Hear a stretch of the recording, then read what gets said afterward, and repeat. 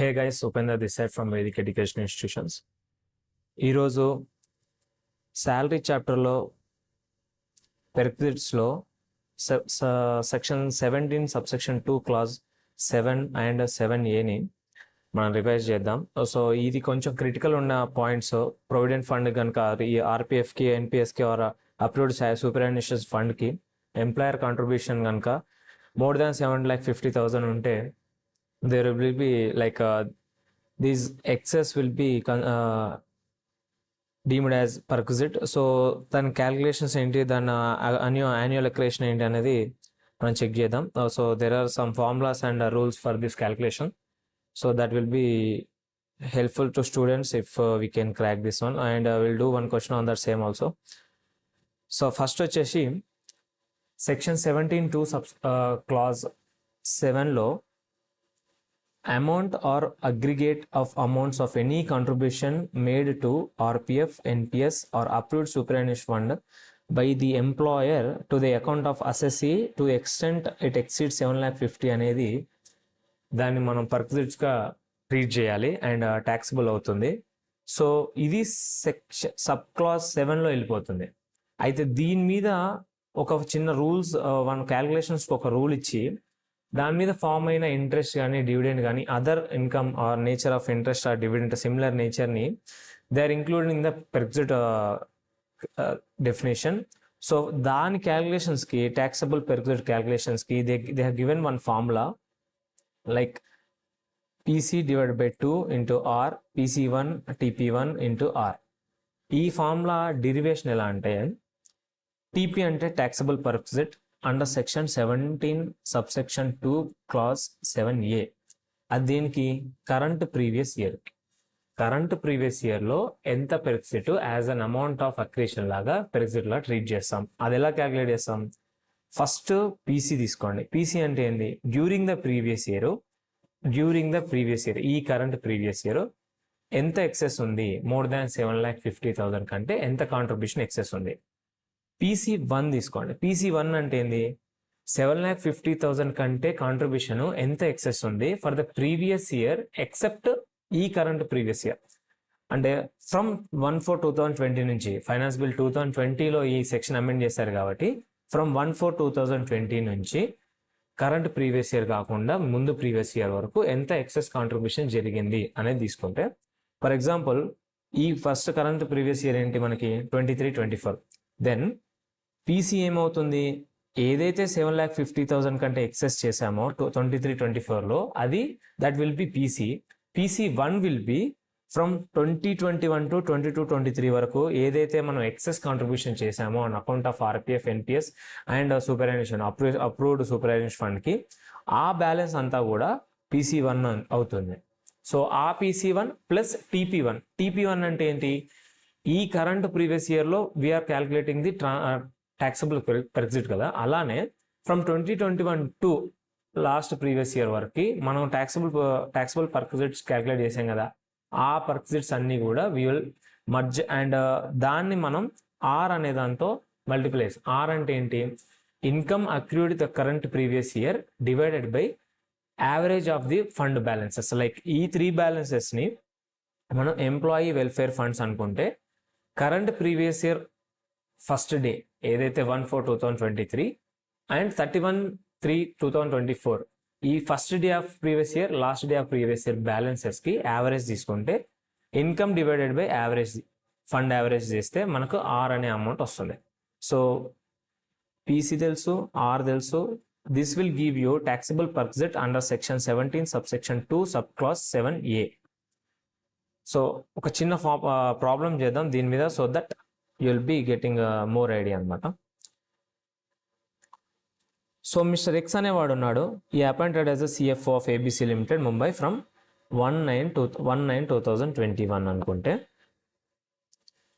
Basic salary 6 lakhs per month, DA వచ్చేసి 8 lakh. So ఈ contribution ఎంత అవుతుందంటే 10% pay plus DA. Employer and employee same ఇస్తున్నారు. ఈ ఫండ్ బ్యాలెన్సెస్ ఇచ్చాడు యాజ్ ఆన్ 1/4/2022. 1/4/2022 అంటే ఏంటి? తను జాయిన్ అయిన ఫైనాన్షియల్ ఇయర్కి ఎండ్ డేట్. 31/3/2023 ఇచ్చాడు. 31/3/2024 ఇచ్చాడు, బ్యాలెన్సెస్ ఇచ్చాడు.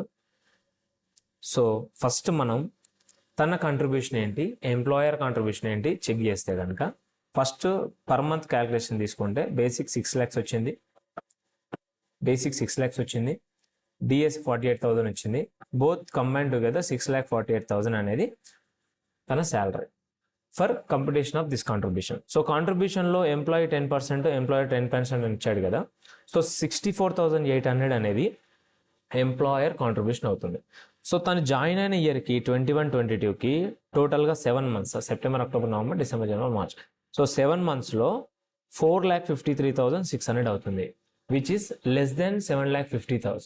సో ఈ 7,50,000 కంటే లెస్ ఉంది కాబట్టి contribution section 17 subsection 2 sub class 7 and 7A అనేవి అప్లికబుల్ కావు.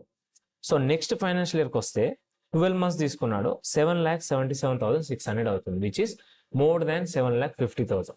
సో ఈ 7,50,000 అయింది కాబట్టి ఏదైతే ఎక్సెస్ ఉందో 27,600 ఎక్సెస్ ఉందో that will go under class 7 కదా. సో ఇప్పుడు క్లాస్ 7 వచ్చింది, బట్ క్లాస్ 7A కావాలి. క్లాస్ 7A కావాలంటే మనం ఈ ఫార్ములా అప్లై చేయాల్సి ఉంటుంది. సో ఫస్ట్ ఫార్ములాలో ఏంటి, పీసీ ఈ ఇయర్కి, ఈ పర్టికులర్ ఇయర్కి ఎంత ఎక్సెస్, 27,600. సో 27,600 తీసుకున్నాం, divided by 2 average into R. R అంటే ఏంటి, income divided by fund average. Income ఎంత, ఈ పర్టికులర్ కరెంట్ ఫైనాన్షియల్ ఇయర్లో, ఈ కరెంట్ ప్రీవియస్ ఇయర్లో ఇన్కమ్ అనేది ఎక్కడ ఇవ్వలేదు, బట్ ఏమి ఇచ్చాడు మనకి, బ్యాలెన్సెస్ ఇచ్చాడు. సో 27,43,000 అనేది current previous year balance. Opening balances వచ్చేసి 9,81,137. సో 27,43,048 కరెంట్ మైనస్ ఓపెనింగ్ వచ్చేసి 9,81,137. దీంట్లో నుంచి వీళ్ళ ఏదైతే కాంట్రిబ్యూషన్స్ ఉన్నాయో ఎంప్లాయీ అండ్ ఎంప్లాయర్ ఇవి తీసేస్తే ఎక్సెస్ అనేది ఏమవుతుంది, ఇన్కమ్ అవుతుంది. సో దానికి వీడు ఏం చేశాడు,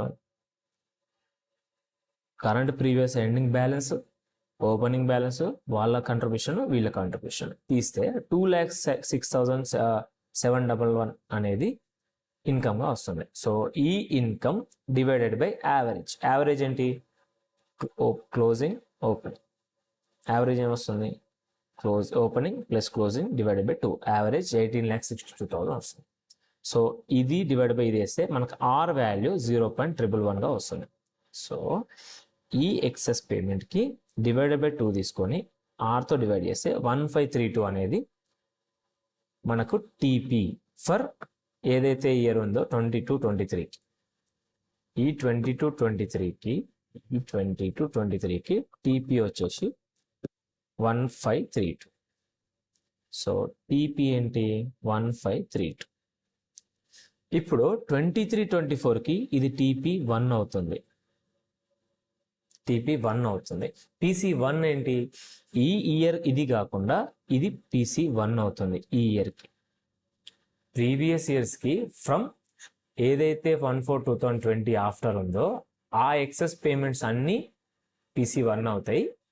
ఆ కరెంట్ ప్రీవియస్ ఇయర్కి పీసీ మనకు ఆల్రెడీ ఇక్కడ వస్తుంది 27,600. సో నెక్స్ట్ ఫైనాన్షియల్ ఇయర్కి, నెక్స్ట్ ప్రీవియస్ ఇయర్కి క్యాలిక్యులేషన్ ఏంటి, ఇఫ్ యూ టేక్ 24-25కి తను చేయమంటున్నాడు. 24-25కి పీసీ ఏంటి, వీ హ్యావ్ కాల్కులేట్, ఇది ఏదైతే క్యాలిక్యులేట్ చేసామో 27,600 పీసీ 1 అయిపోతుంది, పీసీ అయిపోతుంది. ఇప్పుడు ఫార్ములా చూస్తే PC divided by 2 into R. R ఏంటి, income divided by average, fund average. First income ఏంటి, first closing balance, contributions minus opening balance తీస్తే ఇన్కమ్ 3,50,307 వచ్చింది. నైస్. ఇప్పుడు యావరేజ్ కావాలి. యావరేజ్ ఏంటి, opening balance plus closing balance, opening balance plus closing balance divided by 2. This will be average. So ఇది తీస్తే మనకు are value 0.0947 something అని వచ్చింది. దాన్ని మనం ఫస్ట్ పీసీతో క్యాలిక్యులేట్ చేసాం. పీసీ ఎంత, 27,600. ఇక్కడ పీసీ 1 ఏంటి, 27,600 for the previous year which is this one.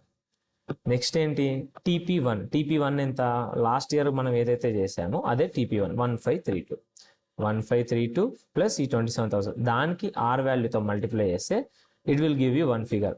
ఈ రెండు ఇప్పుడు ఇది TP 2, TP 1 for next previous year అంతే. 24-25కి ఇది TP1 అవుతుంది. సేమ్ PC1 ఎంత అవుతుంది? 27,600 అవుతుంది. ఎందుకంటే there is no changes in salary కాబట్టి PC1 అనేది చేంజ్ అవ్వదు, TP1 అనేది చేంజ్ అవుతూ ఉంటుంది. సో ఇది కాన్సెప్ట్, చాలా సింపుల్ కాన్సెప్ట్. 17,271 7A1. 7A వచ్చేసి ఆ ఏదైతే అక్రేషన్ ఉందో, అమౌంట్ అక్రేషన్, ఇన్కమ్ అక్రేషన్ ఉందో దానిపైన చేస్తారు. PC1 ఏదైతే మనకు ఏదైనా ఎక్సెస్ పేమెంట్ ఉందో అది 17,271లో వస్తుంది, 7A. So I hope you understand the concept. ఇంకా ఏదైనా డౌట్ ఉంటే కనుక కామెంట్ సెక్షన్లో మెన్షన్ చేయండి. Will try to resolve the. And ఒకసారి డీటెయిల్గా మళ్ళీ ఒకసారి రివైజ్ చేస్తాను. ఫస్ట్ 17 ఏదైతే ఈ 7 ఉందో దీంట్లో ఏదైతే ఎక్సెస్ టు 7,50,000 చేస్తామో అది ట్యాక్సబుల్ అవుతుంది, ట్యాక్సబుల్ పెర్క్విజిట్గా తీసుకుంటారు. అది ప్లస్ ఒక ఫామ్లో అక్రేషన్ అని అవుతుంది. ఒక ఫండ్ మనం మెయింటైన్ చేసినప్పుడు దాని మీద వచ్చే ఇంట్రెస్ట్ కావచ్చు, డివిడెండ్ కావచ్చు, సేమ్ నేచర్ కావచ్చు, వాటిపైన వచ్చే ఇంట్రెస్ట్ కూడా వీ హ్యావ్ టు టేక్. ఏదానికి టోటల్ దానికి కాదు, ఏదైతే ఈ included in the total income in excess of 7,50,000 ఉందో ఆ పోర్షన్కి, ఆ పర్టికులర్ పోర్షన్కి we need to take as a perquisite అనమాట. సో ఆ పర్క్సిట్ క్యాలిక్యులేట్ చేయడానికి they have given one formula ఏం లేదు. PC అంటే ఈ కరెంట్ ప్రీవియస్ ఇయర్లో ఏదైతే ఎక్సెస్ కాంట్రిబ్యూట్ చేసేవో అది. PC1 అంటే ఈ కరెంట్ ప్రీవియస్ ఇయర్ కాకుండా 1/4/2020 తర్వాత వచ్చే ప్రీవియస్ అన్నింటికి ఎక్సెస్ ఏదైతే చేసావో దాని సమ్ము. TP1 అంటే ఈ కరెంట్ ప్రీవియస్ ఇయర్కి ఆల్రెడీ మనం క్యాలిక్యులేట్ చేస్తున్నాం, అలానే ప్రీవియస్ ఇయర్స్కి 1/4/2020 తర్వాత ఉన్న ప్రీవియస్ ఇయర్స్కి ఏదైతే క్యాలిక్యులేట్ చేసావో అది ఇంటూ R అంటే కరెంట్ ఇయర్లో వచ్చిన income divided by fund average for the current year. Average ఎలా వస్తుంది? Current previous year first day, current previous last day divide by 2 కొడితే యావరేజ్ వచ్చేస్తుంది. సో ఇదన్నమాట. Balance on first day of current previous year, last day of current previous year divide by 2 కొడితే you will get fund average. Fund యావరేజ్ని ఇన్కమ్తో divide చేస్తే it will give you R figure. So R అనే ఫిగర్ని ఈ PC average తోటి ఈ PC1 plus TC1 తోటి చేస్తే you will get as per rule 3B నీకు ఈ 7A వస్తుంది. 7 ఎలాగో ఉంది. So 7 + 7A will be your taxable perquisite అనమాట. That will be included in the total income of the SSC. So this is it. ఒక problem కూడా solve చేశాను. Illustration 10 అనే ప్రాబ్లం సాల్వ్ చేశాను. ఇంకేమైనా డౌట్స్ ఉంటే you can mention in the comment section. Until then, thank you. Bye.